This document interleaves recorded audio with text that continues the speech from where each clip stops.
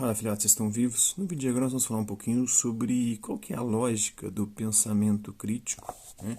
Vamos buscar descobrir o seu processo de pensamento, né?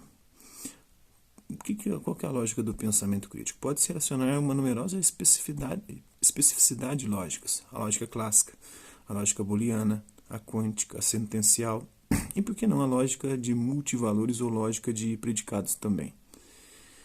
E que tal polvilhá-las, né? Todas com um pouco de lógica difusa? Não, respire novamente, bem devagar. Pensamento crítico não é um jeito sorrateiro de fazer com que os alunos estudem lógica. Nem ainda é uma forma de lógica leve. Há uma distinção fundamental entre todas as lógicas habituais e aquela que os pensadores críticos incluem como uma de suas ferramentas, a lógica informal. Todas as outras lógicas estão preocupadas com a forma dos argumentos, mas apenas a lógica informal, como o nome sugere, está preocupada também com o conteúdo dos argumentos, com questões e aplicações. A diferença entre um argumento sólido e uma falácia está, com bastante frequência, longe do preto e branco, o que não implica que as pessoas não cometam muitos erros bobos e utilizem argumentos pobres. Confira algumas armadilhas lógicas, a gente vai ver em vídeos posteriores. Por outro lado, não permita que tais preocupações o inibam de usar habilidades lógicas em seu modo de pensar, escrever e falar, porque um pouco de método pode levá-lo longe no caminho de tornar seus argumentos mais persuasivos e também demonstrar as deficiências das proposições das outras pessoas.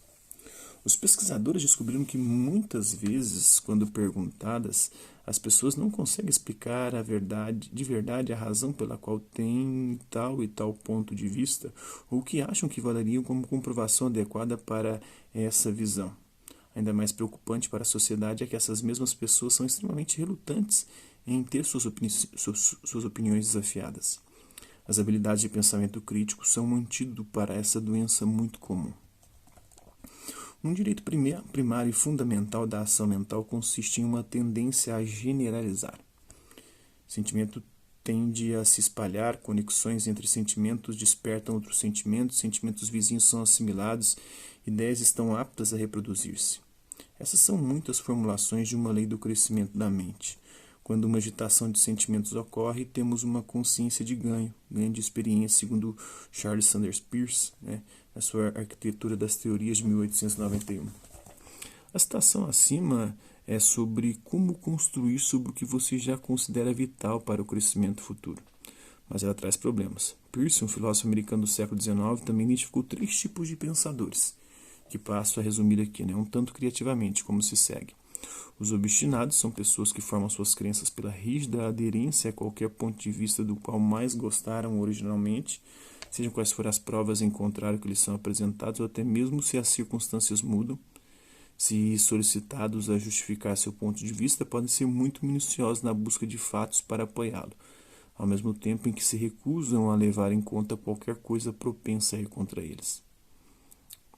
Tem os seguidores, pessoas que não respeitam nada nem ninguém que se apresenta como autoritário, formam seu ponto de vista em discussões em grupo sobre aquilo que pensam, dizem, um professor está expondo ou ausente uma figura de autoridade no que imaginam ser uma visão de consenso.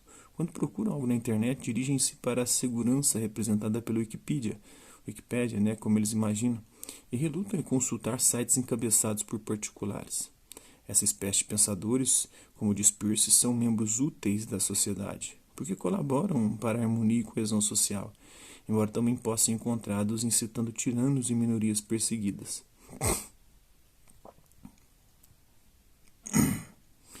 Mas não são tão úteis quanto as ideias a que chegaram. E tem os sistematizadores. Estas são pessoas que tentam delimitar tudo em um quadro pré-existente. Eles são uma versão mais sofisticada dos obstinados. A ciência é obrigada, na prática, a operar em conformidade com um princípio semelhante. Sistematizadores admitem considerar novas informações, no entanto, se isso exigir o desmantelamento da estrutura pré-existente para a compreensão do mundo, se isso exigir o desmantelamento da estrutura pré-existente para a compreensão do mundo, são propensos a rejeitá-las.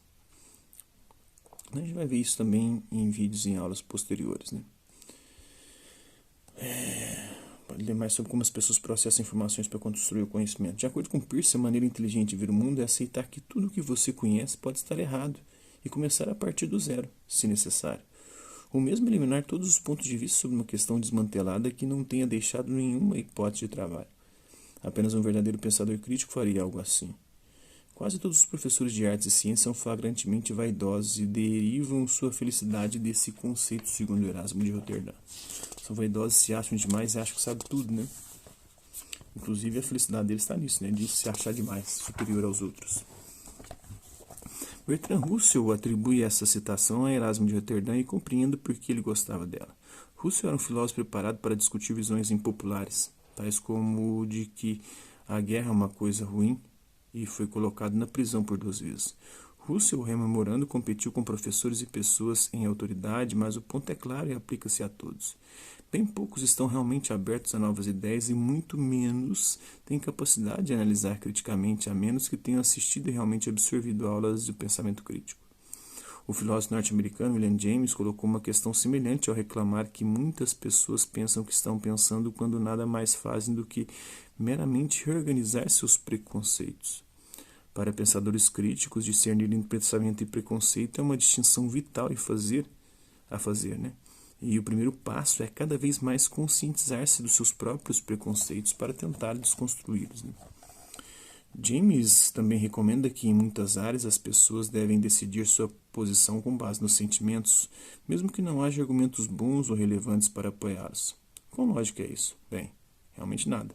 Mas também não é um posicionamento estúpido. Em aulas posteriores nós vamos ver, né, como nós vamos nos ocupar com algumas maneiras claramente não lógicas de abordar problemas, né? Professores tendem a dizer às pessoas para pensar e se queixam quando elas não fazem, porém não conseguem aconselhar sobre como exatamente fazer isso. Assim, os estudantes têm que depender em grande parte de seus próprios esforços, ou talvez apelar para certos peritos, tais como Edward de Bono, né? Ele enfatiza que o pensamento é uma habilidade que tem de ser aprendida, desenvolvida. O pensamento crítico definitivamente deve a pioneiros de habilidades de pensamento como ele um respeitoso menear de cabeça, mesmo que a abordagem aqui tenha que ser um pouco mais, digamos, científica. Falando nisso, eis aqui um cientista para explicar o modo de pensar dos cientistas. A mera formulação de um problema é muito mais frequentemente essencial que a sua solução, a qual pode ser simplesmente uma questão de habilidade matemática ou experimental. Levantar novas questões, novas possibilidades e considerar problemas antigos de um novo ângulo exige imaginação criativa e marcar reais avanços da ciência, né? E marca reais avanços da ciência. Albert Einstein, né? Bem, ele tinha que aparecer cedo ou tarde. A visão de Einstein sobre a criatividade é absolutamente perfeita. Dê uma olhada nesse próximo box pensando fora da caixa para ver o exemplo, né? Na verdade, isso a gente vai ver num vídeo posterior. Por hoje é isso aí. Espero que vocês tenham gostado do vídeo. Quem curtiu, dá um like. Quem não curtiu, dá um dislike. Hasta la vista e até a próxima.